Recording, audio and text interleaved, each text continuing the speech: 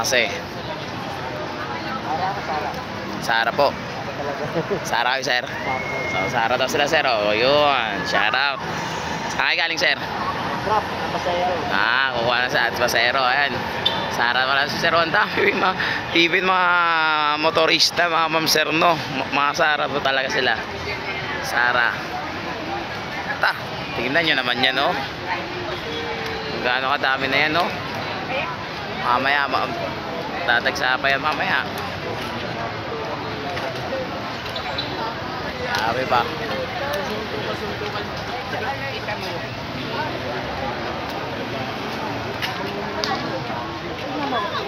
Yakop kapon. Sa pinara niya sa iya.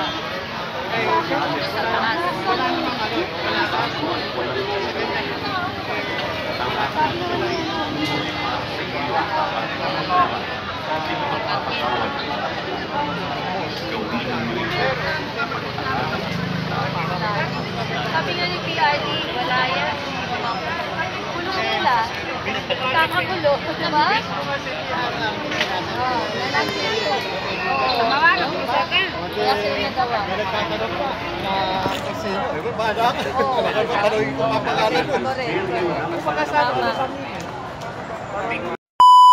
Pastor. Isa naging pastor. Pagkatapos ngayon, naging walang hiya. Umabate pa ito, umatras. Siguro alam niyo na kung sino yun. Naging pastor ka, tapos naging walang hiya ka ngayon. Mas hanga pa ngayon ako kay Dolphy Jr. at saka kay Bongo Alvarez. Naranasan nila ang kahirapan, ang dulot ng droga sa buhay. Itong fight na ito, this is not our fight. This is the fight for our children, for our great grandchildren. Ilang taon pa tayo magtitiis sa ganitong bangag ng presidente? How many more years?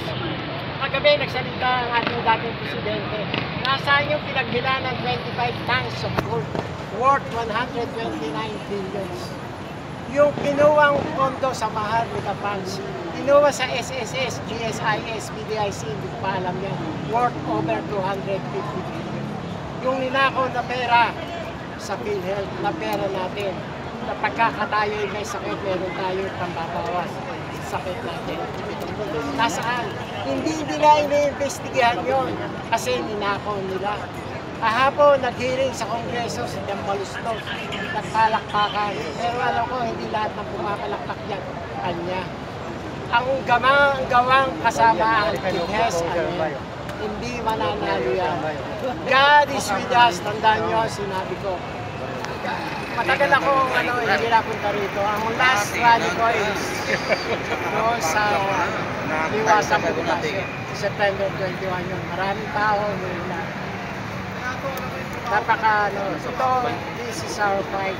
Kinabukasan natin ang nakasalalay dito. Maraming hindi nakakaalam. My dear brothers and sisters, lahat po kayo ay nangyayaan na mag-spell para sa ating mga anak, apo, at sa darating na generation. Kaya papayayagan nyo ba mga nabinipang presidenteng bangag? Presidenteng agit, hanging from the mouth of our former president. Ang military alam yan, pero hindi sinabi ni President Rodrigo Duterte yung PNP. Ano ang logic nyo? Kasi medyo alangan nila PNP. Ang chief of staff ng PNP, hawak ng Tamaulipas. Kaya wala tayong magawa. Pero ako naniniwala sa mga pulis, may mga dinusuang puso yan. May mga pamilya yan, may mga anak yan, may mga apo maglalaki yan. Pero kung maiisip mo, yung mga nag-aaral na estudyante, ano pa kinabukasan ang mangyayari sa kanila? Kung ganito ang magpapatuloy ang ating gobyerno, saan pa tayo dito? Halos lahat ng pera. Nakakita ba kayo ng Big Dad Project? Ala, puro po sa Malacanang. Ako nakakilala na isang tao na tatalo ko sa Tanas. Alam niyo ba kung sino? Si Lisa Tanas. Isang pinakawalang yak babaeng nakilala ko sa balat ng lupa. I don't like her personally, pero sa ugali niya. Siya mismo ang nagmamaneobra ng gobyerno, yung 2-3. Nung nagsalita si Sara Duterte na talagang nagdura siya out of her anger, out of her frustration. The threat was conditional. Pero i-increase na social media, increase ni Bongo. Ang sabi, may banta raw sa kanya. Sino yun? Sino unang nagbanta? Kung ako ay pinatay. Sino sabihin? Kung ako hindi ko papatayan, diba? Pero iba ang ginawa ni Bongo, nagsalita. Para bang siya pa na atin. Wala na tayo magagawa eh. Bangag na eh. Makakita daw sabihin mo. Hindi natatalat eh. Di ba? Ganun ang ating, I'm sorry ha, pero ganun ang ating. Wala tayo magagawa. Mga kababayan, spare a little time. Ako po, pangkaraniwang tao lang. Masakay sa jeep, masakay sa husgo. Para ramdaman mo, hirap yung bawat Pilipino.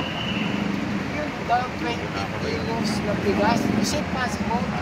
Sabi nga ni ano eh, totoo, nagsisinungaling ang production cost nga 20 pesos eh. Paano po yung ganyan lang?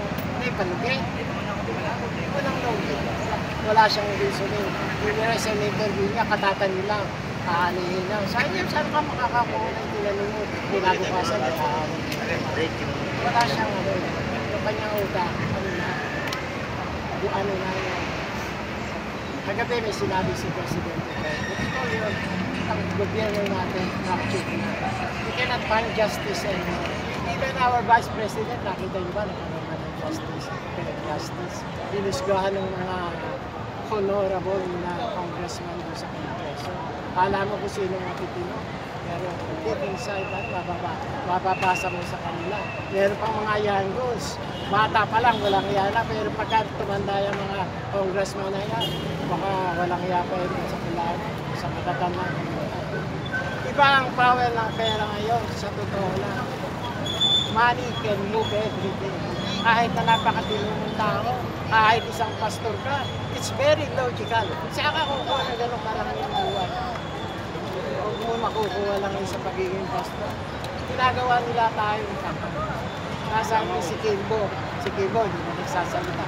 Kasi na-abuse na siya. So ngayon ang healing ko. Ngayon medyo masaya ako kasi marami ko. Nung nagsisimula kami dyan sa EDSA, mas marami po sa amin eh. Nandiyan kami, panahon na nila Jojo Morales, sila Maui, nandiyan yung mga doon lang ako nagsimula. Pasensya na, medyo emotional ako kasi kasalalay dito ang kinabukasan. Deep inside my heart, we will win this battle. God is with us. Once more, Goliath was defeated by them because God prepared David for the fight. And we will win this battle. Hopefully, thank you very much. Thank you, sir. I'm sorry I can't say it. Tawagin niyo lang ako Alex Thank you.